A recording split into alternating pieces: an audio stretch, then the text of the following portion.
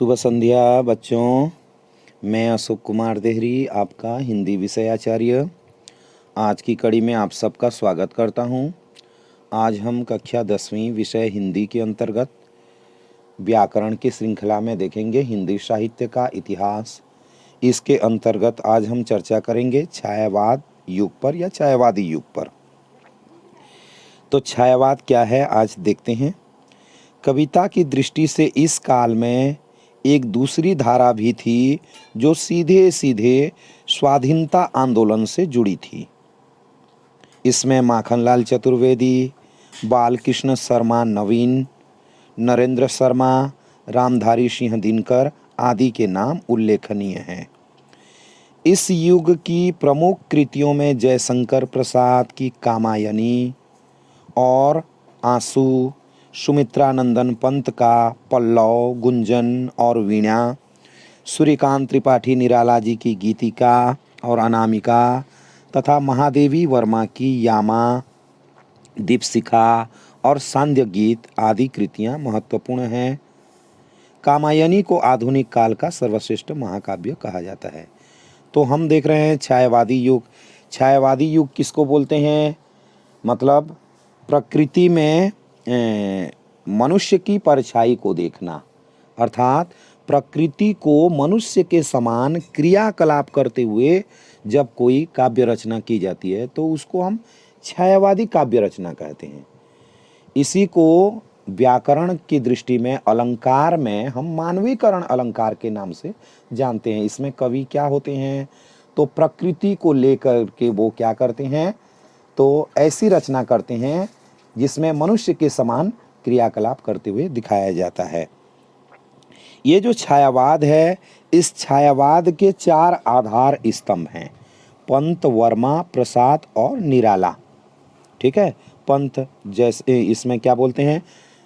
पंत में हमारा जो सुमित्रानंदन पंत हैं, फिर प्रसाद जयशंकर प्रसाद, पंत वर्मा प्रसाद हो गया।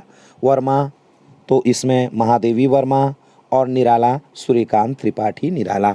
ये 4 आधार स्तंभ हैं और इनकी रचनाएं अभी हमने जो पढ़ा, जैसे जयशंकर प्रसाद की कामायनी और आंसू, सुमित्रानंदन पंत का पल्लव और गुंजन और वीणा, सूर्यकांत त्रिपाठी निराला की गीतिका, अनामिका, महादेवी वर्मा की यामा, दीपशिखा, सांध्य गीत, ये सब जो कृतियां हैं बहुत ज़्यादा इस छायावादी युग में महत्वपूर्ण हुई हैं। कामायनी जयशंकर प्रसाद की रचना है, को आधुनिक काल का सर्वश्रेष्ठ महाकाव्य कहा जाता है। छायावादोत्तर काल में, अब छायावाद के आगे का जो काल है, उत्तर का काल में हरिवंश राय बच्चन का नाम उल्लेखनीय है। छायावाद के आगे जो काल आता है उसमें हरिवंश राय बच्चन जी का जो नाम है बहुत ज़्यादा उल्लेखनीय हुआ है। छायावादी काव्य में आत्मपरकता, छायावादी काल में काव्य में आत्मपरकता, प्रकृति के अनेक रूपों का सजीव चित्रण, विश्व मानवता के प्रति प्रेम आदि की अभिव्यक्ति हुई है। इस काल में क्या होती है? तो आत्मपरकता, स्वयं के बारे में, प्रकृति के अनेक रूपों का फिर सजीव चित्रण, ऐसा चित्रण किया जाता है जो देखने में सजीव हो उठता हो। ठीक है। मानवता के प्रति प्रेम की भी भावना अभिव्यक्त होती है। अगला है प्रगतिवाद। प्रगतिवाद मतलब इसी को हम गांधीवाद के नाम से भी जानते हैं, मार्क्सवाद के भी नाम से जानते हैं। ठीक है।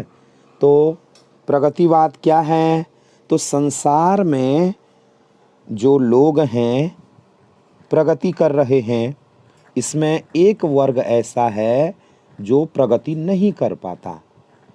ठीक है। वो कौन है? दलित वर्ग है। ठीक है। शोषित वर्ग है। संसार में 2 प्रकार के लोग रहते हैं, एक है उच्च वर्ग और दूसरा है निम्न वर्ग। उच्च वर्ग जो होता है वो क्या करता है? निम्न वर्ग का शोषण करता है, और निम्न वर्ग जो होता है हमेशा शोषित होते रहता है। तो उसके मन में जो उच्च वर्ग के लोग हैं उनके प्रति हमेशा आक्रोश बना रहता है। ठीक है। और वो आवाज उठाते रहता है, वो अपने आप को ठीक करने के लिए निरंतर प्रयास करता रहता है। तो उसका भी क्या प्रगति होना जरूरी है। तो निम्न वर्गों को लेकर के जो वाद की रचना हिंदी साहित्य में की गई है उसको प्रगतिवाद कहते हैं। ठीक है, इसके अंतर्गत इसकी जो विशेषता है मतलब शोषितों के प्रति सहानुभूति और शोषकों के प्रति आक्रोश की भावना व्यक्त होती है। तो आइए आगे देखते हैं। सन 1936 के आसपास से कविता के क्षेत्र में बड़ा परिवर्तन दिखाई पड़ा। प्रगतिवाद ने कविता को जीवन के यथार्थ से जोड़ा। अब इतने दिन तक तो कविता में ज़्यादातर कल्पनाओं का चित्रण होता था। छायावाद में भी ज़्यादातर मतलब काल्पनिक दृश्यों का वर्णन किया गया है, जैसे प्रकृति को मनुष्य के समान क्रियाकलाप करना, वो एक कल्पना है। लेकिन प्रगतिवाद में आने के पश्चात जीवन को यथार्थ से जोड़ दिया गया। प्रगतिवादी कवि कार्ल मार्क्स की समाजवादी विचारधारा से प्रभावित हैं। इस काल में मानव मन के सूक्ष्म भावों को प्रकट करने की क्षमता हिंदी भाषा में विकसित हुई। युग की मांग के अनुरूप छायावादी कवि सुमित्रानंदन पंत और सूर्यकांत त्रिपाठी निराला ने अपनी बात की रचनाओं में प्रगतिवाद का साथ दिया।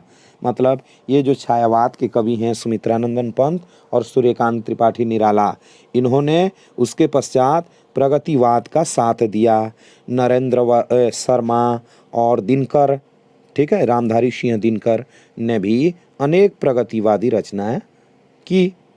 प्रगतिवाद के प्रति समर्पित कवियों में केदारनाथ अग्रवाल, नागार्जुन, शमशेर बहादुर सिंह, रामविलास शर्मा, त्रिलोचन शास्त्री और मुक्तिबोध के नाम उल्लेखनीय हैं। इस धारा में समाज के शोषित वर्ग, मजदूर और किसानों के प्रति सहानुभूति, ठीक है, व्यक्त की गई। धार्मिक रूढ़ियों और सामाजिक विषमता पर चोट की गई। धर्म के प्रति जो रूढ़िपन है और समाज में जो विषमता है, मतलब एक वर्ग के पास बहुत कुछ है और दूसरा वर्ग के पास बिल्कुल नहीं है, तो ये जो विषमता है, असमानता है, उस पर चोट की गई। और हिंदी कविता एक बार फिर खेतों और खलिहानों से जुड़ी, लेकिन एक नए अंदाज में। ठीक है, अगला जो बात है प्रयोगवाद। ठीक है, तो प्रयोगवाद क्या है? प्रगतिवाद के समानांतर प्रयोगवाद की धारा भी प्रवाहित हुई। तरह तरह की धारा मतलब विचारधाराएं प्रवाहित हुई। अज्ञेय मतलब हीरानंद, सच्चिदानंद हीरानंद वात्सायन अज्ञेय, उनका पूरा नाम ये है। तो अज्ञेय को इस धारा का प्रवर्तक स्वीकार किया गया। सन 1943 में अज्ञेय ने तार सप्तक का प्रकाशन किया। तार सप्तक मतलब 7 व्यक्तियों को लेकर के जो सप्तक है का प्रकाशन किया। इसके 7 कवियों में प्रगतिवादी कवि अधिक थे। मतलब जो 7 कवियों को लेकर के इन्होंने तार सप्तक का प्रकाशन किया, उसमें जो प्रगतिवादी कवि हैं ज़्यादा थे। रामविलास शर्मा, प्रभाकर माचवे, नेमीचंद जैन, गजानन माधव मुक्तिबोध, गिरिजा कुमार माथुर और भारत भूषण अग्रवाल, ये सभी कवि प्रगतिवादी हैं। इन कवियों ने कथ्य और अभिव्यक्ति की दृष्टि से अनेक नए नए प्रयोग किए। प्रयोगवाद मतलब प्रयोग करना। तो इस काल के जो कवि हैं जिनका नाम अभी लिया गया, उन्होंने कथ्य मतलब कथानक में और अभिव्यक्ति में, ठीक है, व्यक्त करने की शैली में नए नए प्रयोग किए। उसी को हम क्या कह सकते हैं? प्रयोगवाद कह सकते हैं। अतः तार सप्तक को प्रयोगवाद का आधार ग्रंथ माना गया। अज्ञेय द्वारा संपादित प्रतीक में इन कवियों की अनेक रचनाएं प्रकाशित हुई। तो प्रयोगवाद भी समझ में आ गया होगा। तो आज के लिए इतना ही। आगे की कड़ी में हम नई कविता और समकालीन कविता के बारे में चर्चा करेंगे। आशा करता हूँ आपको समझ में आ गया होगा और आपको अच्छा लगा हो तो प्लीज़ लाइक ज़रूर करें।